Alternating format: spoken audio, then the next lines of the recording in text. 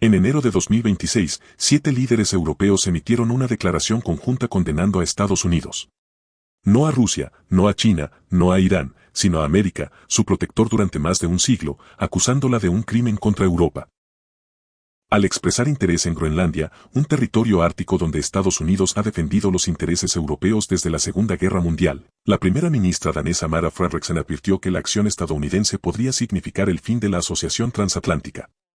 En Historia Líquida nos entusiastan las historias relacionadas con el dinero, economía y finanzas, por lo que tu suscripción, like, share o comentario nos ayuda a llegar a más gente.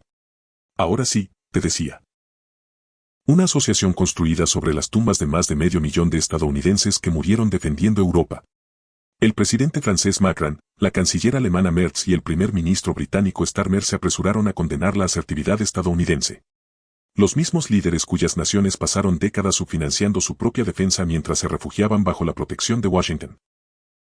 Tropas europeas incluso fueron desplegadas en Groenlandia en un gesto simbólico de desafío contra Estados Unidos, fuerzas que podrían haber sido mejor utilizadas en la frontera oriental real del continente, donde la agresión rusa representa una amenaza diaria. Esta no es una historia sobre Groenlandia. Es una historia sobre ingratitud, sobre un continente que ha sido salvado por América una y otra vez, pero que ahora se vuelve contra su protector en el momento en que éste afirma sus propios intereses. Para comprender la magnitud de esta traición, una deuda medida no en dólares, sino en sangre estadounidense.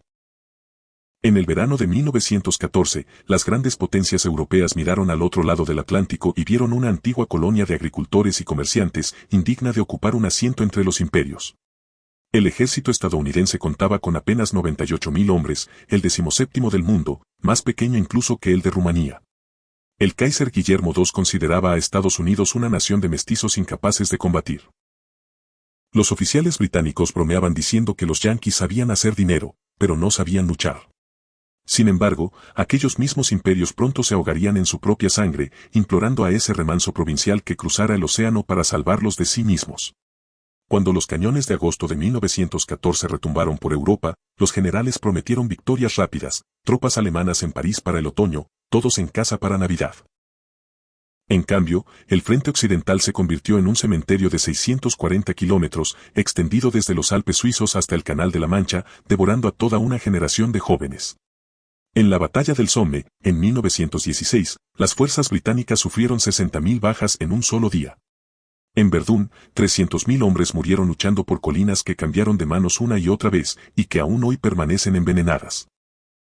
Para 1917, los orgullosos imperios que habían despreciado a América se desangraban hasta la muerte. Sus tesoros estaban vacíos, sus poblaciones morían de hambre y sus ejércitos se desmoronaban. Regimientos franceses se amotinaron, Rusia colapsó, liberando 40 divisiones alemanas que fueron enviadas al frente occidental para dar el golpe final. En esa hora oscura, Europa pidió ayuda a la nación que antes había ridiculizado. Cuando Estados Unidos declaró la guerra en abril de 1917, su ejército era más pequeño que el de Portugal, con 127.000 hombres y casi sin equipo moderno. En 18 meses, movilizó a más de 4 millones de soldados, demostrando una capacidad nacional que Europa consideraba imposible. 2 millones de ellos cruzaron el Atlántico infestado de submarinos para reforzar a los agotados aliados. En Ballow, en 1918, los marines estadounidenses lucharon 3 semanas a través de un bosque convertido en campo de muerte, sufriendo 9.000 bajas. Un prisionero alemán, al saber que eran estadounidenses, dijo, entonces, la guerra está perdida. La ofensiva del Meuse-Argonne involucró a 1.200.000 soldados estadounidenses. 26.000 murieron en 47 días para romper la línea alemana. El armisticio llegó el 11 de noviembre de 1918, no porque los europeos hubieran ganado, sino porque la intervención estadounidense hizo inevitable la derrota de Alemania. Más de 116.000 estadounidenses quedaron enterrados en suelo europeo, jóvenes de Kansas, California y Nueva York que cruzaron un océano para salvar naciones que los habían despreciado. Europa recompensó ese sacrificio con disputas internas, viejos odios y una política que preparó el terreno para una catástrofe aún mayor 20 años después. En lugar de aprender la lección, paralizó a Alemania con reparaciones, ignoró las amenazas y fingió que la guerra para acabar con todas las guerras había terminado todas las guerras. Estados Unidos, exhausto, se retiró. Gran Bretaña recortó su gasto militar, Francia se escondió tras la línea Maginot, y todos fingieron que la paz era eterna. Cuando Adolf Hitler llegó al poder y comenzó a rearmar a Alemania, las democracias europeas respondieron con concesiones y discursos vacíos. Neville Chamberlain regresó de Múnich en 1938 proclamando paz para nuestro tiempo tras entregar los Sudetes. Aquella frase se convirtió en sinónimo de cobardía. En septiembre de 1939, los tanques alemanes invadieron Polonia. En 5 semanas, el país fue aplastado entre la Wehrmacht y el Ejército Rojo. Gran Bretaña y Francia declararon la guerra, pero permanecieron inactivas durante 8 meses en la llamada Guerra Falsa. En mayo de 1940, los panzers alemanes cruzaron el bosque de las Ardenas y rodearon la línea Maginot. Francia, que había perdido 1.4 millones de hombres en la guerra anterior, colapsó en 6 semanas.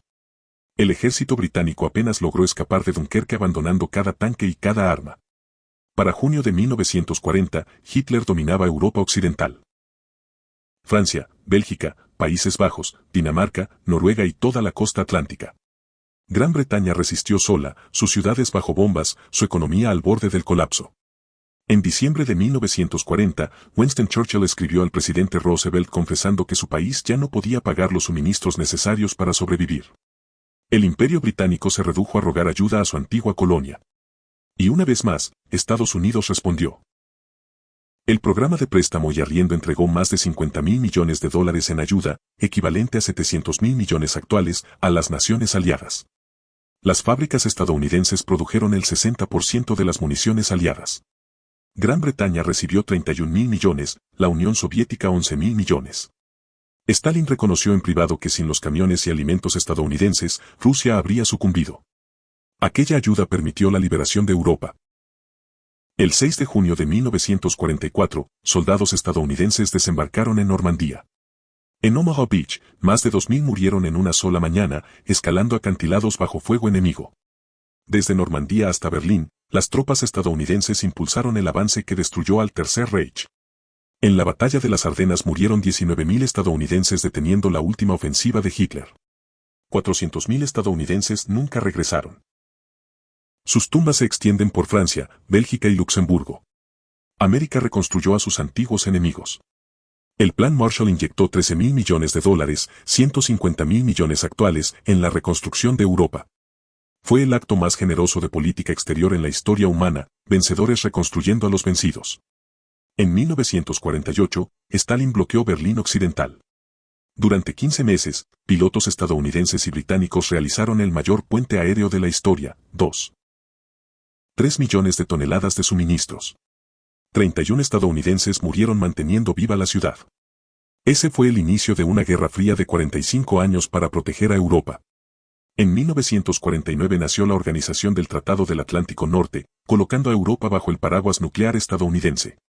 En el apogeo de la Guerra Fría, más de 430.000 tropas estadounidenses estaban estacionadas en Europa, junto a 7.000 armas nucleares. Los contribuyentes estadounidenses financiaron la defensa europea mientras los gobiernos del continente reducían sus ejércitos y expandían sus estados de bienestar. El costo total para Estados Unidos superó los $13 billones. Europa disfrutaba de seguridad sin pagar por ella. Al caer el muro de Berlín en 1989, los presupuestos de defensa europeos se desplomaron.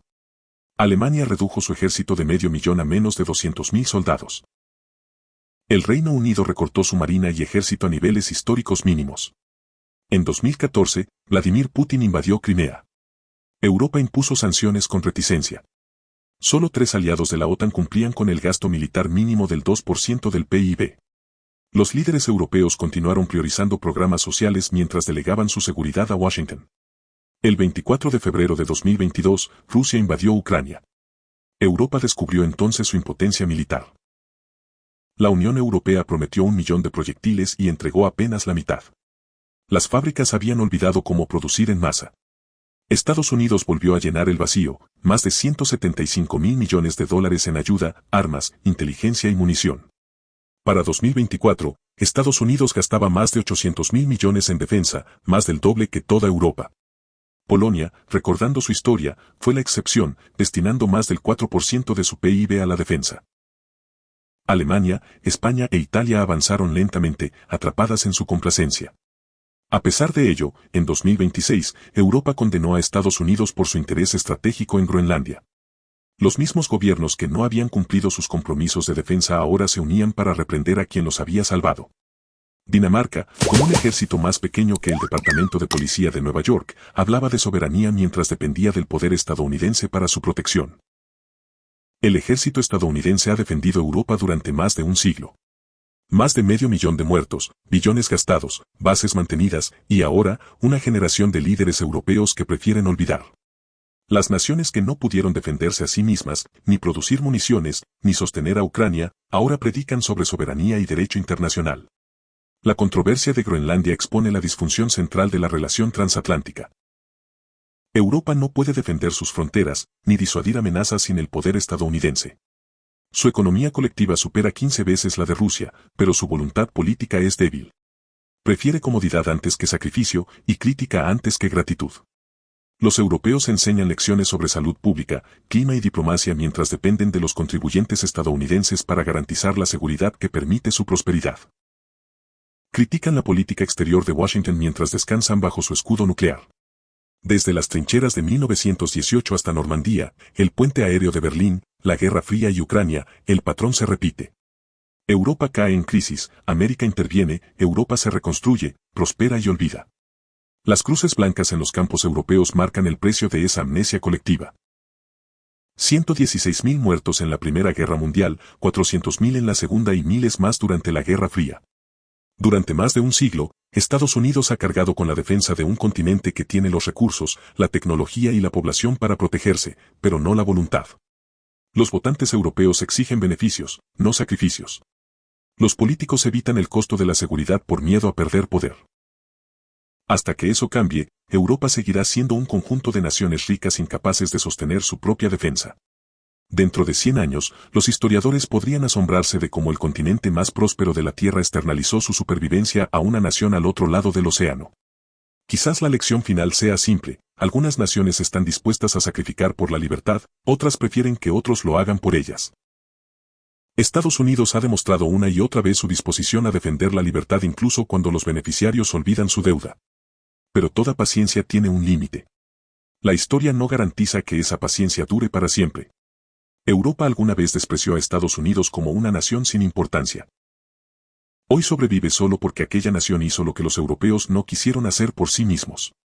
Ahora, ese mismo continente se atreve a reprender, olvidar y morder la mano que lo ha alimentado, protegido y salvado durante más de un siglo. Esa es la historia del sacrificio estadounidense y la ingratitud europea. Y esa es la razón por la cual Europa no puede, o no quiere, defenderse sin América. No olvides que tu feedback es muy importante para nosotros, porque nos permitirá mejorar nuestras siguientes entregas. Gracias por quedarte hasta el final.